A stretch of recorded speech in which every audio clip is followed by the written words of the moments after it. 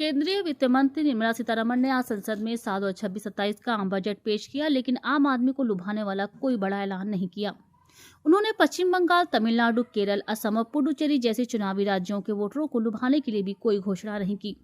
वित्त मंत्री ने सबसे महत्वपूर्ण ऐलान देश के रक्षा बजट को बढ़ाने का किया, जो अब 7.85 लाख करोड़ रुपए होगा। सरकार सैन्य बलों के आधुनिकीकरण पर अब 2.19 लाख रुपए करोड़ खर्च करेगी। पिछले साल ये रकम 1.80 लाख करोड़ थी। आइए जानते हैं इस बार के बजट में किसके लिए क्या है।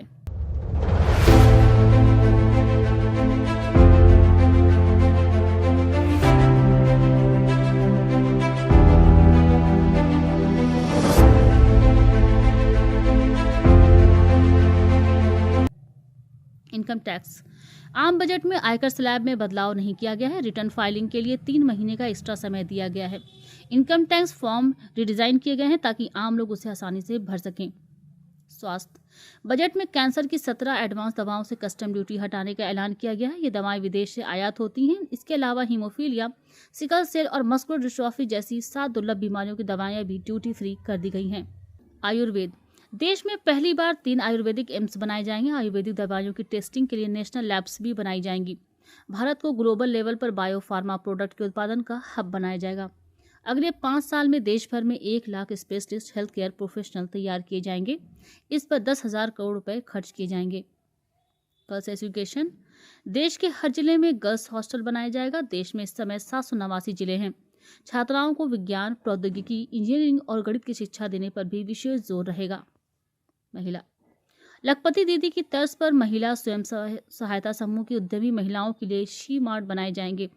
इन दुकानों को महिलाओं के स्वयं सहायता समूह ही चलाएंगे। यहाँ महिलाओं के बनाए खाद्य पदार्थ, हस्तशिल्प, कपड़े और स्थानीय उत्पाद सीधे बेचे जाएंगे। इससे बिचौलियों से मुक्ति मिलेगी और महिलाओं को कारोबार का मालिकाना हक मिलेगा। रेल, जलमार्ग और ग्रीन ट्रांसपोर्ट सेक्टर। देश में मुंबई पुणे, पुणे हैदराबाद, हैदराबाद चेन्नई, हैदराबाद बेंगलुरु, चेन्नई बेंगलुरु, दिल्ली वाराणसी और वाराणसी से सिलीगुड़ी में 7 हाई स्पीड रेल कॉरिडोर बनेंगे। अगले 5 सालों में 20 नए राष्ट्रीय राजमार्ग बनेंगे। बनारस और पटना में जहाज की मरम्मत का कारखाना बनेगा। रक्षा बजट।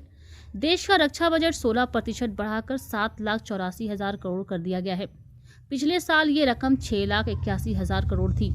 बजट में फौजियों की पेंशन के लिए 1,71,338 करोड़, विमान और एरो इंजन के लिए 63,733 करोड़ रुपए और नौसेना बेड़े के लिए 25,000 करोड़ रुपए रखे गए हैं।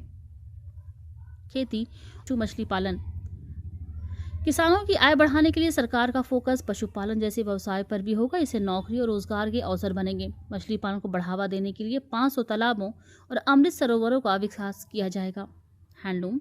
नेशनल हैंडलूम पॉलिसी के जरिए कारीगरों को मदद दी जाएगी। मेगा टेक्सटाइल पार्क बनाए जाएंगे। मैन मेड फाइबर का उत्पादन बढ़ेगा। एडवांस फाइबर के लिए टेक्नोलॉजी अपग्रेड का सिस्टम तैयार किया जाएगा। खादी को प्रोत्साहित किया जाएगा। पर्यटन। देश के 20% पर्यटन स्थलों के लिए 10,000 टूरिस्ट गाइड्स ट्रेन किए जाएंगे। हिमाचल प्रदेश, उत्तराखंड और जम्मू कश्मीर में ट्रैकिंग और हाइकिंग के आसान रूट बनाए जाएंगे। विकसित भारत 2047 का बजट पेश है, जिसमें गरीब, युवा, अन्नदाता और महिलाओं पर विशेष फोकस किया गया। खास करके बजट की जो दिशा और लक्ष्य है, वो लक्ष्य भारत को सशक्त भारत की तरफ ले जाने का है, जिसमें आर्थिक ग्रोथ को बढ़ावा दिया गया है। सभी वर्गों के साथ जनता के कल्याणकारी योजनाओं पर विशेष ध्यान दिया गया है। खासकर भारत को बायो फार्मा हब बनाने की दिशा में विनिर्माण क्षेत्रों के लिए रणनीतिक विकास की दृष्टि से पर्याप्त धनराशि का प्रबंधन किया गया है। क्लिनिकल ट्रायल स्थलों का विकास किया जाएगा, जिसमें 1,000 ट्रायल स्तर बनेंगे। रिसर्च एंड डेवलपमेंट के आधार पर AI के सेक्टर का बड़ा पैमाने पर राज्य के देश के विकास के साथ में हमारा मध्य प्रदेश भी आगे बढ़ेगा। ऐसे मैं उम्मीद करता हूँ। वस्त्र उद्योग के सेक्टर में रिफॉर्म करेंगे, जिससे राज्यों को लाभ मिलेगा। 5 लाख से ज़्यादा आबादी वाले शहरों का विकास और खासकर इसके लिए 5,000 करोड़ का प्रबंधन करने का व्यवस्था की गई। छोटे शहरों में भी तीर्थ स्थलों का विकास करने का पर्याप्त ध्यान दिया गया है। केयर इकोसिस्टम के माध्यम से बुजुर्गों का इलाज सही समय पर हो जाए, इसका प्रबंधन भी किया है। देश के प्रत्येक जिले में एक महिला छात्रावास बनाने का निर्माण, ये नारी सशक्तिकरण की दिशा में ठोस कदम है। भारत ग्लोबल मैन्युफैक्चरिंग का हब बने, इसके भी पर्याप्त प्रबंधन किए गए हैं। इससे कई वैश्विक देशों की चुनौतियों से निपटने में भी हमारी सरकार सक्षम होगी।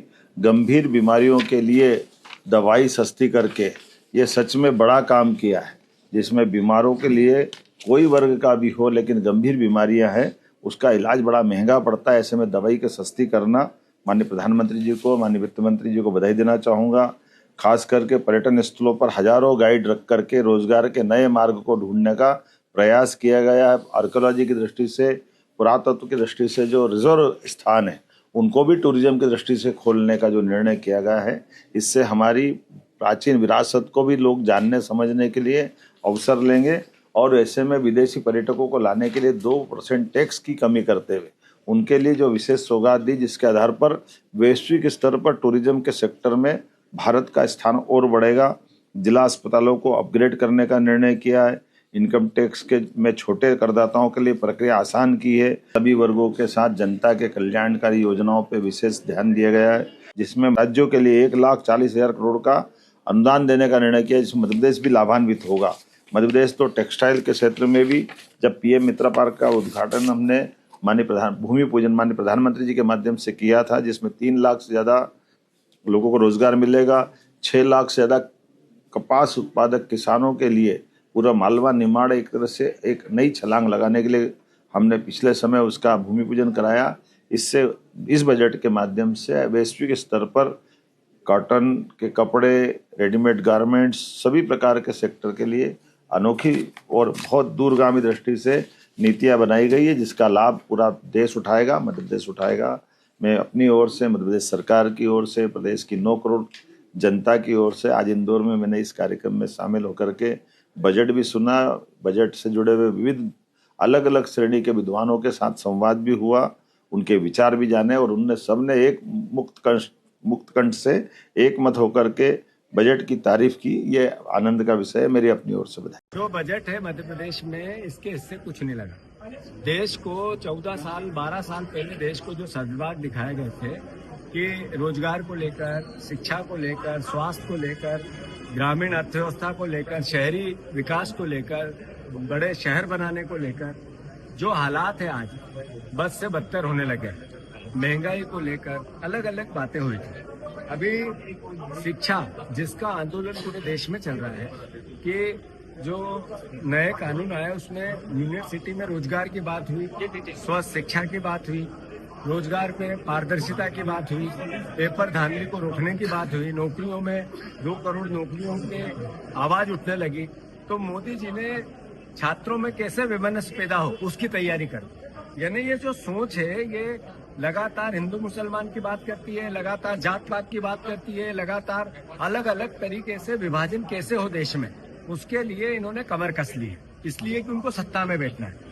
बजट की स्थिति न एग्रीकल्चर को लेके कुछ है, न शिक्षा को लेके कुछ है, न इकोनॉमी में फिर से तेजी आए, लोगों के हाथ में पैसा आए, लोगों को रोजगार मिले, फैक्ट्रियां चले। ऐसे में सिर्फ छोटे उद्योग जो है उनको एक तरह से दरकिनार कर दिया गया। इस बजट में इतना कम बजट उनका होना ये मैसेज देता है कि नरेंद्र मोदी हम दो हमारे दो की सरकार चला रहे हैं, सूट बूट की सरकार चला रहे हैं। ये मैसेज एक बार फिर से देखिए। धन्यवाद।